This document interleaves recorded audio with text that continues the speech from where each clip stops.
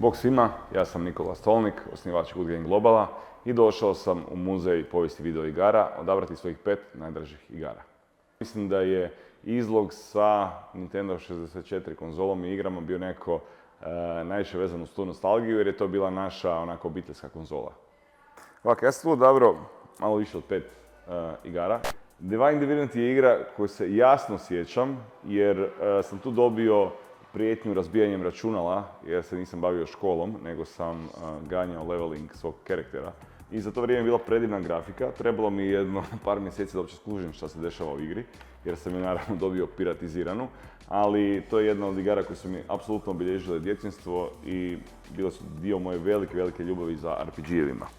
Icewind Dale i Icewind Dale 2, pogotovo dvojka, se igrala praktički na dnevnoj bazi i to svake zime, jer naravno ovo je igra sa zimskom tematikom. Moram priznati da ju nikad nisam dovršio, uvijek sam došao negdje do, pred kraj i iz nekog magičnog razloga bi ili počela škola ili nešto drugo se desilo, tako da bi ju stavio po strani. Planescape Torment radi se o mrtvacu koji se oživio i sada pokušava skužiti što se desilo, nema sjećanja. I pored njega se probudi jedna humoristična leteća lubanja.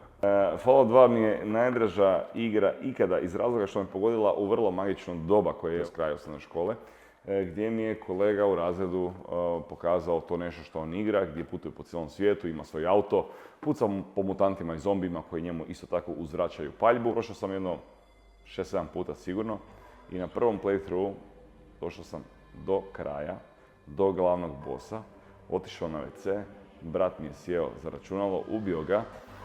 Ja sam se vratio i vidio sam one rolling kredice i bio sam, ajmo reći, da sam bio razočaran.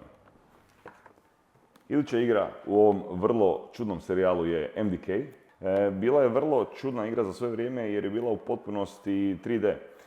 I u stvari nisi morao ništa drugo raditi nego samo ubijati neprijatelje, za kojih se u stvari više ni ne sjećam zašto smo ih jadno ubijali. Idući legendarni naslov je naravno Duke Nukem, Đuka nuklearac, kako su ga zvali u Hakeru. Igrali smo ga u igraonici Pentium u Zelini.